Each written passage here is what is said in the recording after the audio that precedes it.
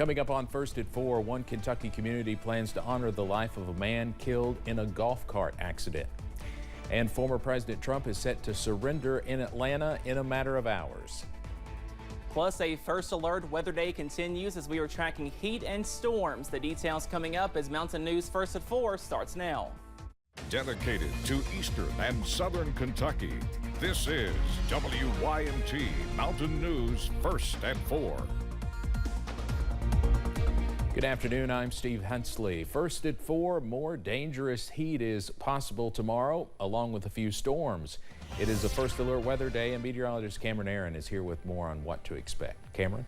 Yes, Steve, this complex forecast is going to continue not only today, but also into your Friday. We are watching out for the potential for some dangerous heat in some areas, but also the potential for some showers and storms, and some of those could be a little bit heavy as well. Let's go over to Pulaski County this afternoon. This is one area that had no rain earlier today, and they are toasty. That current temperature at 90 degrees over in Somerset right now. You can see where the rain has fallen, middle to upper 80s for Jackson, Hazard, London, Manchester, but lower 90s for Somerset, also Monticello, and that is the hard part of this forecast, determining where the rain is going to fall. Tomorrow is going to really determine how hot we get, but also how strong those storms may be. Up on the radar right now, we are dry, and we do think that will continue into this evening. But notice earlier today, we had a band of showers and storms push through from the north to the south, and that really kept those temperatures in check. And that could be the same story into your Friday. Where the rain falls is going to determine how hot we get on Friday.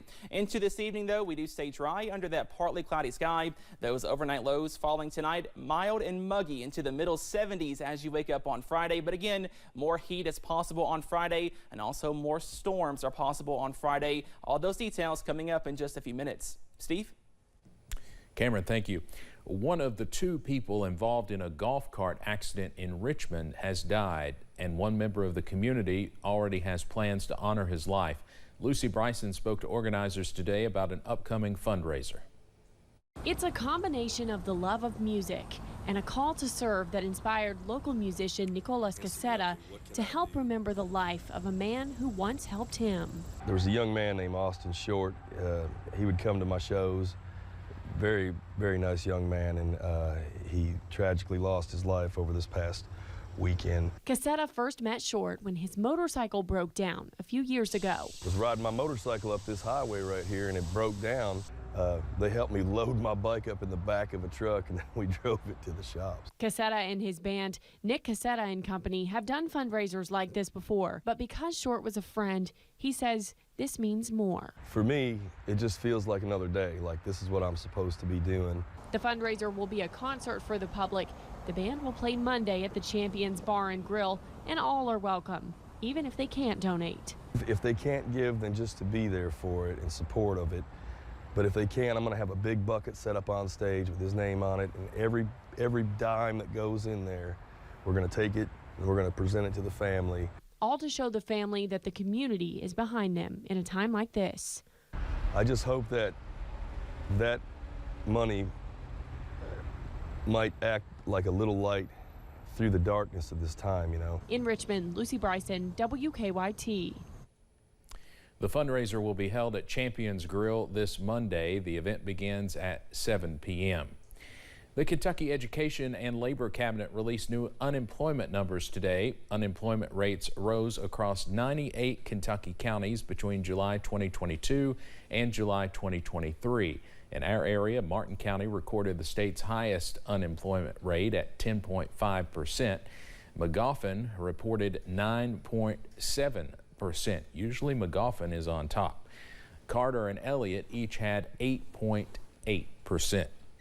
Across the country, fewer people are applying for unemployment benefits. The Department of Labor reported today that the number of Americans filing claims for first-time jobless benefits actually fell last week to 230,000.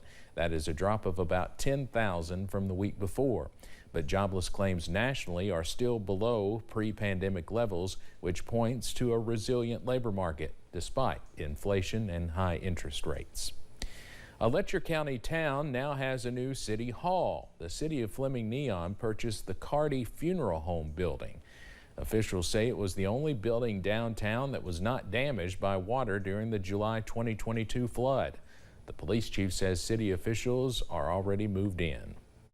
This building was available, so they purchased it, and we're moved into it. It's not been completed yet, as far as remodels and upgrades and things like that, but we are operating. City officials adopted a new city logo and slogan as part of the move as well. We'll have more on this tonight at 6. People using Kentucky 1862 in Letcher County will encounter some delays near the park starting Monday. Transportation officials say the road will be closed at the work site from 8 in the morning until 6 in the evening and reopen after 6. A drilling rig will be used to repair and stabilize the road. There will be portable traffic signals in use. The work is expected to take 1 to 2 weeks. Former President Donald Trump is expected to surrender to Georgia authorities around 7:30 tonight to face charges of conspiring to undermine the last election. It will be the 4th time since April that the 2024 presidential candidate has been arrested. CBS's Christian Benavidez has the latest from Atlanta. Supporters of Donald Trump gathered near the Fulton County Jail just hours before the former president surrenders to face charges over alleged efforts to overturn the 2020 presidential election. He is expected to be treated like any other defendant during the booking process, which could include the first ever mugshot of a former U.S. president. I got indicted 4 times. All trivia, nonsense. Trump once again denied any wrongdoing during an online interview with Tucker Carlson last night. Saying you don't have any right to challenge it. If you challenge an election, we're going to indict you and put you in jail.